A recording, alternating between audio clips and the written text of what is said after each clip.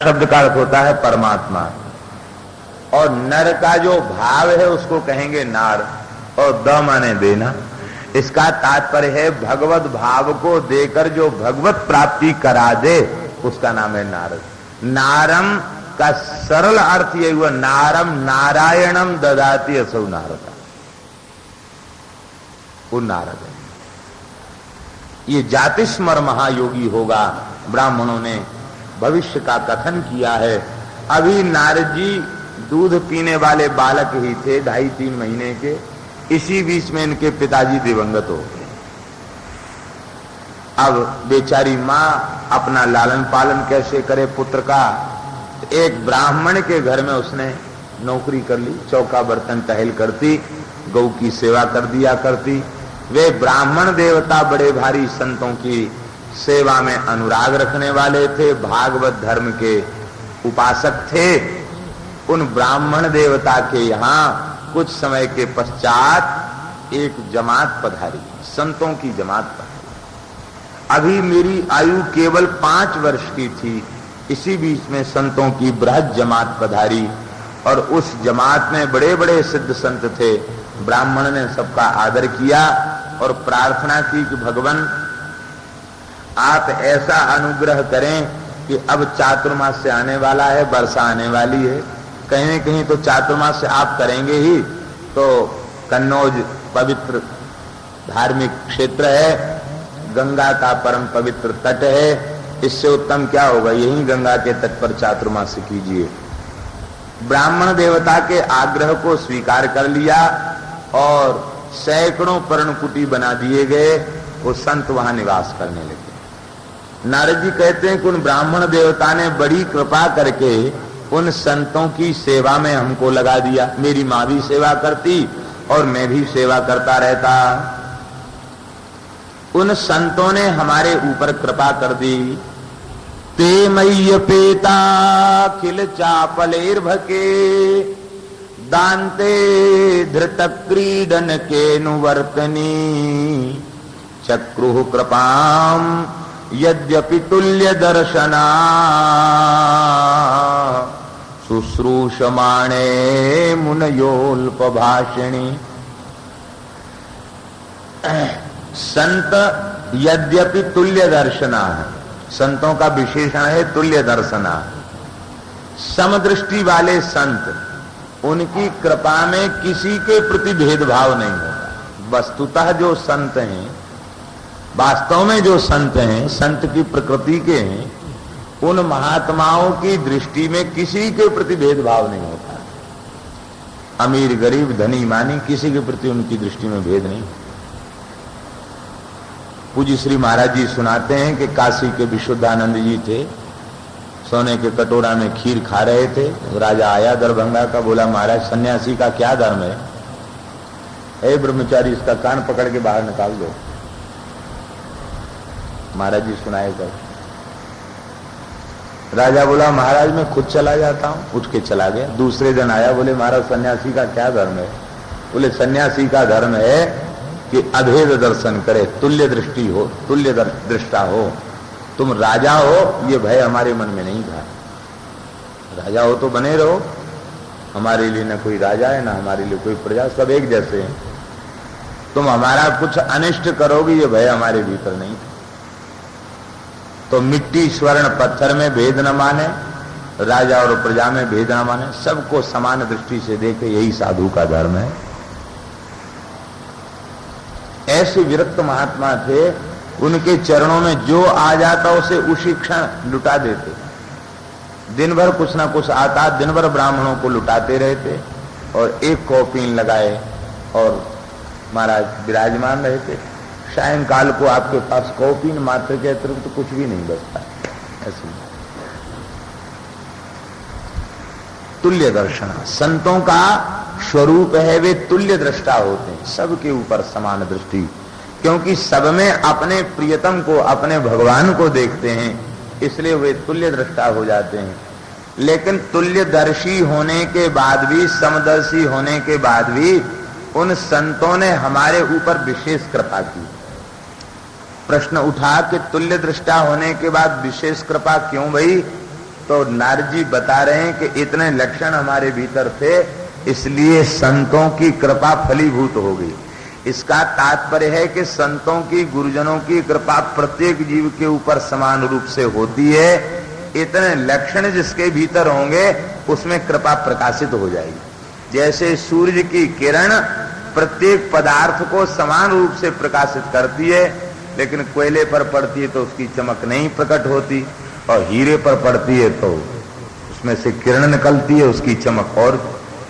तो अब सूर्य की किरण में भेद नहीं है, पात्र के भेद से और उस प्रकाश की किरण में भेद दिखाई पड़ता है। प्रकाश की किरण में भेद नहीं, सूर्य की किरण में भेद। इतने लक्षण यदि किसी पुरुष में हो तो वो संतों की कृपा का अधिकारी हो जाए।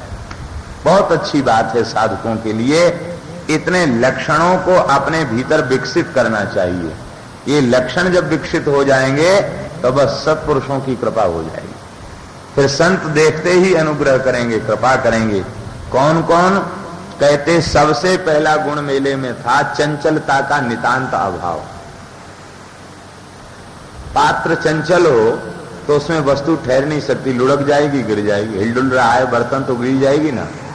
स्थिर था, स्थिरमती था, चंचलता का, बालक होने पर भी चंचलता का अभाव था। और दूसरा लक्षण क्या था? दानता। दांत शब्द का अर्थ होता में जितेंद्रिय था। जो चंचल प्रकृति का होगा वो जितेंद्रिय नहीं हो सकता, जो गंभीर प्रकृति का होगा वो जितेंद्रिय होगा। मैं चंचल प्रकृति का नहीं था, गंभीर प्रकृति का था और जितेंद्रिय था।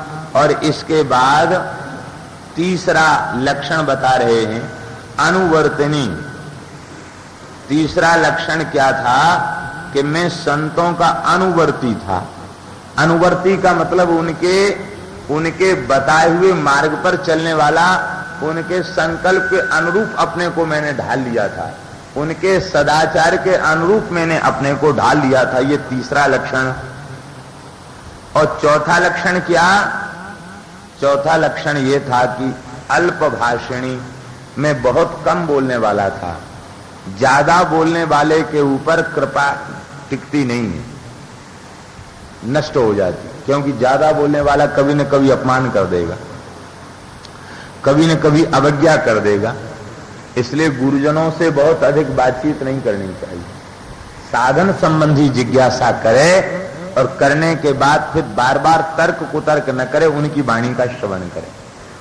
अधिक बात जो गुरुजनों के पास बैठकर करते हैं वे बहुत अधिक शक्ति का संचय करने के बाद भी उसको गंवा देते हैं, क्योंकि जब ज्यादा बोलेंगे तो कभी न कभी अट्टपट्ट बात निकल जाएगी, और निकल गई कि सब विनष्ट हो गया। तो चौथा लक्षण था अल्पभाषिणी। और पांचवा लक्षण क्या था? मैं शुश्रूषा धर्म में प्रवीण था, सेवक था।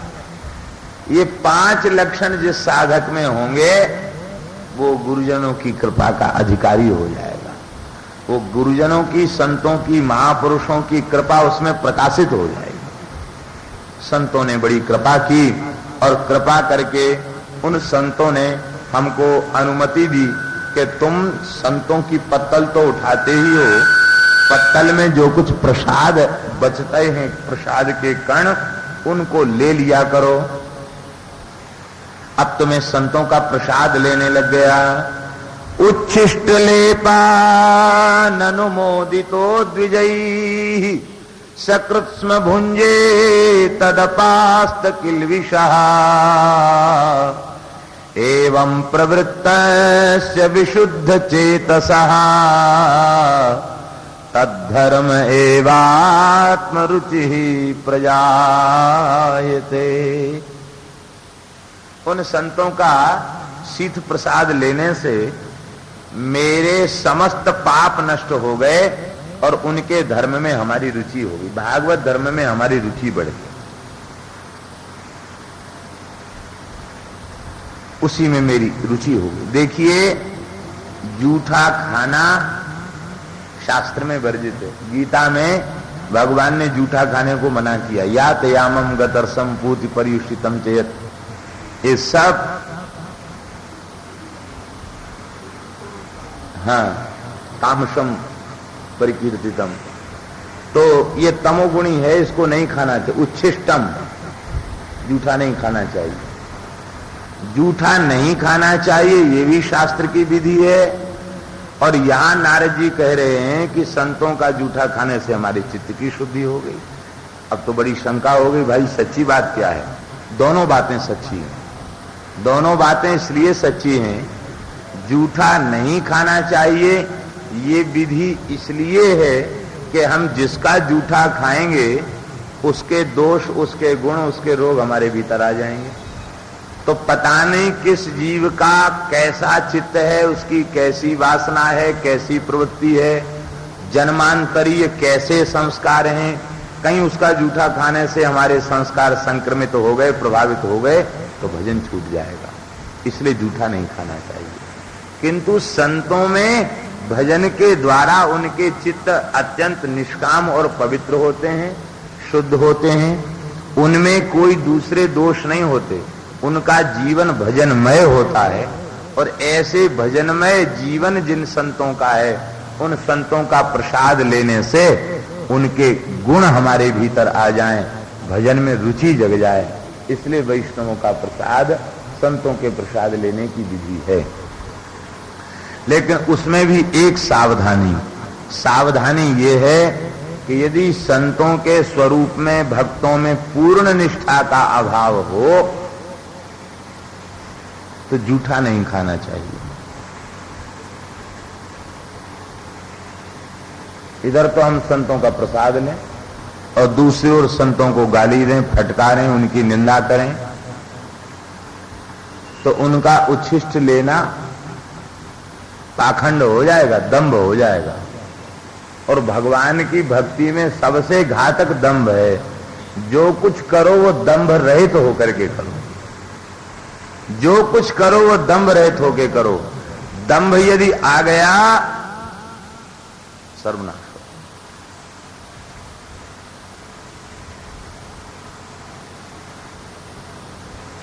श्री चरणदास जी महाराज ने तो कहा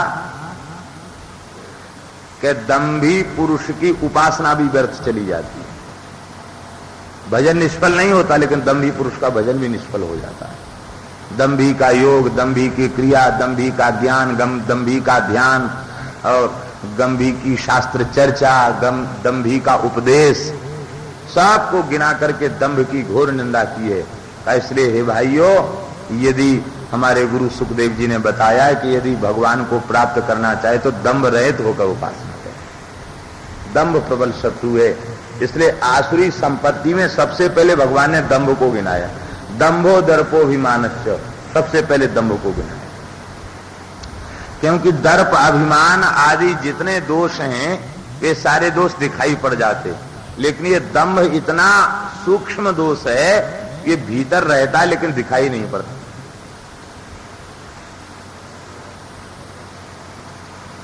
इतना सूक्ष्म है दंभ, माला फेर रहे हैं, अच्छी बात है, लेकिन कोई आ गया सीधे बैठ गए आंख मूंद के। सीधे बैठना भी अच्छी बात है, नेत्र बंद करके ध्यान करना ये भी अच्छी बात है, लेकिन कोई आ गया उसे दिखाने के लिए हम मेरुदंड सीधा करके बैठ जाते हैं और नेत्र बंद करके समाधि का, ध्यान का अभिनय करते हैं, तो भले ही वो भजन की क्रिया है लेकिन वो दंभ हो गया। तो कई बार ऐसा होता है कि दंभ करने के बाद भी पता नहीं चलता कि दंभ हो रहा है।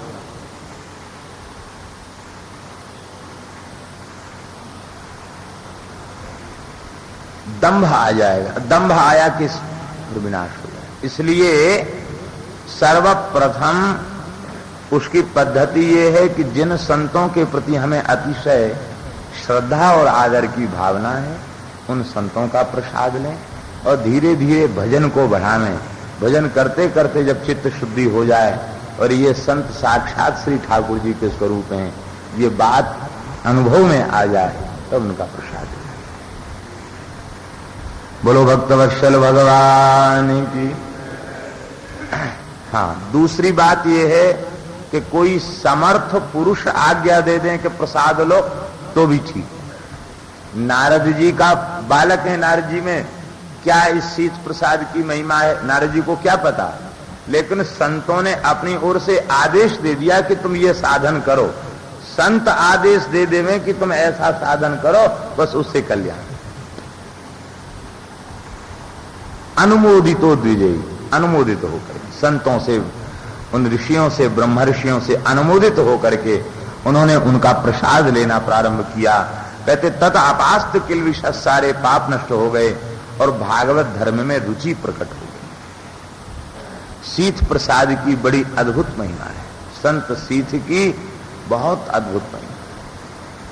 श्री रामानुजाचार्य जी के चरित्र में आता है कि उनके चरणामृत और प्रसाद से ब्रह्म राक्षस का प्रकोप था कन्या के ऊपर, राजा की कन्या के ऊपर, वो मुक्त हो गया।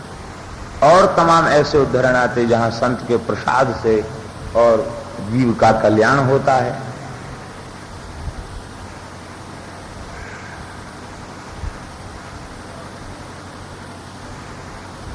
नारद जी कहते हैं कि अब जब वे संत भगवान की चर्चा करने लग जाते, मैं श्रद्धा पूर्वक उसका श्रवण करता और सुनते सुनते मेरे भीतर प्रेम जग जाता, मैं रुदन करने लग जाता, पुलकित गदगद और रोमांचित हो जाता।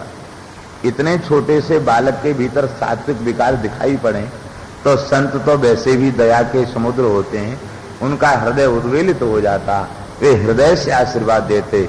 बालक बड़ा संस्कारी है, देखो कितना छोटा बालक, कितने भजन के इसमें संस्कार हैं।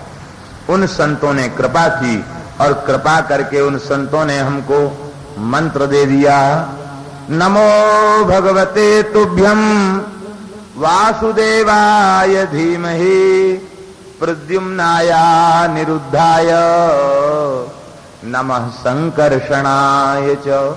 ये चतुर्व्यूहात्मक मंत्र दे दिया। बस मैं इस मंत्र का जप करने लग गया। महात्माओं का चातुर्मास तो पूर्ण हो गया, उन्होंने अपने आसन बासन बांध लिए, चलने को तैयार हो गए। अब तो व्याकुल हो गए। देखो गोस्वामी तुलसीदास जी महाराज ने दोनों को दुखप्रद कहा, दुष्ट को भी दुखप्रद कहा और संत को भी दुखप्रद कहा। बंदौ संत असज्जन चरणा दुखप्रद उभय बीच कछु बरना। क्या दोनों में भेद क्या है? कहते मिलत एक दुख दारुण देही बिछुरत एक प्राण हर ले। एक मिलता है तो भयंकर दुख देता है और संत जब बिछुड़ते हैं तो दुख देते हैं। नारद जी कहते हैं कि 4 महीने बीत गए, 4 महीने कितने जल्दी बीत गए हमको पता ही नहीं लगा। और जब संतों ने आसन बांध लिए तब पता चला कि इनका चातुर्मास व्रत पूर्ण हो गया, अब ये तो आगे की यात्रा के लिए जाने वाले। मैं रुदन करने लग गया, हे भगवान, हे संत भगवान, आप कृपा करके हमें छोड़कर न जाएं, हम तो परिपूर्ण रूप से आपके आश्रित हैं। उस समय संतों ने हमको बड़े प्रेम से समझाया, देखो वत्स नारद, अभी तुम्हारी माता जीवित हैं और तुम्हारे पिता दिवंगत हो चुके हैं, तुम्हारा कोई भाई भी नहीं है, तुम्हारी माता केवल तुम्हारे सहारे जीवित है। ऐसी स्थिति में अपनी माता का त्याग करोगे तो अनुचित होगा, तुम्हारा संन्यास धर्म सफल नहीं होगा। इसलिए हे देवर्षि हे नारद वत्स, तुम ऐसा करो, जब तक तुम्हारी मां जीवित है मां की सेवा करो। तुम्हारे पिता होते तो पिता के सारे माता का त्याग कर सकते, लेकिन माता केवल तुम्हारे आश्रित है। ऐसा कहकर संत चले गए। नारद जी बड़े उदास हो गए, मेरी मां न होती तो मैं संतों की सेवा में चला गया होता। ठाकुर जी ने सुन लिया और जैसे ऐसी विलक्षण तरीके से ठाकुर जी ने सुना कि थोड़े ही दिन बाद मैया ब्राह्मण की गैया दोहने के लिए खिरक में पहुंची। एक पैर कुचल गया, एक सर्प जो है वो पैर से कुचल गया और सर्प ने डस लिया। भयंकर काला विषधर नाग, उसके दंशन से मेरी माता की मृत्यु हो गई, मैया मर गई। लोग रो रहे थे। नारद जी कहते संतों ने प्रत्येक अवस्था में प्रसन्न रहने की कला सिखा दी थी, इसलिए मैं भीतर से उदास नहीं था। हम सोच रहे थे भगवान के समस्त विधान मंगलमय हैं। भगवान ने मैया को अपनी सेवा में बुला लिया और अब हम स्वच्छंद हैं, भजन करेंगे। सर्प के काटने से नारद जैसे संत की माता की मृत्यु क्यों हुई? देखो भाई, शरीर उपाधि है और इस उपाधि के नष्ट होने का विधान भी पूर्व निश्चित है। जैसे इसे नष्ट होना वैसे ये नष्ट हो जाएगा। लेकिन भजन की ऐसी महिमा है कि जो भजन करने वाले होते हैं उनकी देहोपाधि कैसे भी नष्ट हो जाए, वे तो जीते जी भगवान से मिले हैं। तो नारद जैसे भक्त को उत्पन्न करने वाली माता तो जीते जी मुक्त है। शरीर कैसे भी नष्ट हो गया, माता मुक्त हो गई। नारद जी सब कुछ त्याग कर जंगल को चढ़े। हमारे खाक चौक वाले महाराज बताया करते, कहते थे कि बचपन में एक घटना घटी। श्री सीताराम जी का, राम जानकी का मंदिर और कीर्तन हो रहा था, लेटे थे तो एक काला नाग मंदिर से, वहीं से मंदिर क्षेत्र से ही निकल के आया। हम बालक थे, छाती पर आके बैठ गए, कुंडली मार के। जहां धौंकनी चलती है उसको चाटने लग गया। मेरी आंख खुली तो हक्के बक्के रह गए, एक शब्द भी नहीं निकला कंठ से। और सब लोग, कीर्तन करने वाले लोग सब छोड़ के भग गए। पिता माता सब दूर खड़े थे, कोई पास नहीं था। जब सबको दूर खड़े देखा तब ये बात समझ में आ गई कि संसार में मृत्यु से बचाने वाला कोई नहीं। न पिता बचा सकता, न मां बचा सकती, न भाई बचा सकता, केवल भगवान ही मृत्यु से बचाने वाले। उस सर्प के चाटने से ये ज्ञान हो गया और ये समझ में आया कि बस अब इस काल सर्प से हम बच जाएंगे तो भजन करेंगे, अब जीवन भजन के लिए समर्पित कर देंगे। ये निश्चय किया। कहती है निश्चय करते ही वो यहां बैठा था और बाईं ओर से उतरा, दाईं ओर से चढ़ा था और बाईं ओर से उतर के सिर के ऊपर छाया करके चला गया। कहते जब वो चला गया तो हमने स्पष्ट दर्शन किया, लंबा नाग जा रहा है। एक ज्योतिषी से मेरी मैया ने पूछा, तो मैया पिताजी ने पूछा, तो वे बनारस में पढ़े पंडित थे। बोले काला नाग इस मुहूर्त में चढ़ाए और बाएं कंधे से उतर गया, ये जोगी होगा बालक, घर नहीं रहेगा, महात्मा बन जाएगा। कि बस अब हम तो नहीं जानते थे, महात्मा देखे ही नहीं थे बचपन में, महात्मा होते कैसे, किसी साधु का दर्शन नहीं किया था। 2 दर्जा में पढ़ते थे शायद, 1 दर्जा या 2 दर्जा में पढ़ते थे। कहते बस उसी समय लकड़ी झोंकने वाली रेल चलती थी, तो रेल में बैठे और रेल में बैठ के कहां कहां कैसे पता नहीं उड़ीसा पहुंच गए। घर से भगे तो जगन्नाथपुरी पहुंच गए और जगन्नाथपुरी में भूखे भी रहे, वहां कोई प्रसाद दे देता, उड़िया भाषा समझ में नहीं आती। कुछ दिन वहां रहे, बीमार पड़ गए। अंत में मुझे मैया जो है स्वप्न में बार बार दिखाई दे, मैया के प्रति बड़ी ममता थी। तो फिर ट्रेन में बैठे, घूम फिर के फिर घर आ गए। घर आ गए तो देखा मैया तो खाना पीना छोड़ी थी, रो रही थी, चिल्ला रही। मैया को बड़ी खुशी भई। कहे जैसे ही हम वहां आए, वहां पहुंचे कि बड़ी लीला बनी। वो लीला क्या बनी? कहते वहां पहुंचते ही अभी महीना 1.5 महीना नहीं हो पाया था कि मैया को बुखार आया और मैया मर गई। जिस मैया में हमारी भारी आसक्ति थी वो मैया ही मर गई हमारी। अब बोले मैया मर गई तो हम बहुत रोए। हमने कह रहे बताओ, मैया ही के कारण तो घर छोड़ के दिया था एक बार, और 2-4 महीना के बाद घूम फिर के फिर घर में आए और वो मैया ही मर गई। अब जब मैया मर गई तो बोले बस मैया मरी तो उसकी बरही तेरही तक रुके, और जिस दिन त्रयोदशा था पता नहीं था वृंदावन किधर है, वृंदावन की दिशा की ओर चल पड़े और बहुत दिनों तक 10-5 दिन टोपी कुंज रहे, और टोपी कुंज के बाद खाद चौक पहुंचे, वहां विरक्त भेज लिए। तो इस बात को कभी कभी भी बताया करते कि भगवान जिसे छुड़ाना चाहते हैं तो उसकी जिसमें आसक्ति होगी उसी को नष्ट कर देंगे। मैया से मुक्त करा दी। जिसे शरण में लेना चाहते हैं वो सीधे सीधे छोड़ दे तो ठीक है, नहीं छोड़े तो जहां जहां प्रेम करेगा उस वस्तु को ही नष्ट कर दे। तम तम धुनोति भगवान पुमान सोचत यत कृते, उसी को नष्ट कर देते हैं। ये भगवान विशेष कृपा करते हैं, तब जीव के ऊपर ऐसी कृपा करते हैं। नारद जी कहते मैं सब कुछ त्याग कर वहां से चल पड़ा, और जैसे ही मैं जंगल में पहुंचा, सरोवर में स्नान करके ध्यान कर रहा था, तो भगवान का दिव्य रूप हमारे हृदय में प्रकाशित हो गया। प्रेमाति भर निर्भिन्ना पुलुकांगोति निर्वृता आनंद संप्लवे लीनो नापस्य मुभयम मुने। भगवान के स्वरूप का ध्यान करके इतना आनंद मिला, मैं प्रेम में विवल हो गया, प्रेम से परिपूर्ण हृदय हो गया, रोम रोम पुलकित और शीतल हो गया। इतनी आनंद की बाढ़ आ गई कि नापश्यम उभयम मुने, ध्याता देह सब विलीन हो गया, भगवान के ध्यान में ही, स्वरूप में ही लय हो गया। इतना तन्मयता पूर्ण ध्यान हो गया। और इसी बीच में भगवान चित्त से तिरोहित हो गए। जैसे ही भगवान अंतरित हो गए, मैं रोने लग गया। उस समय भगवान ने आकाशवाणी के द्वारा कहा, हंतास्मिन् जन्मनि भवान मामाम दृष्टुमिहार्हति अविपक्व कषायाणाम दुर्दर्शोहम कुयोगिनाम।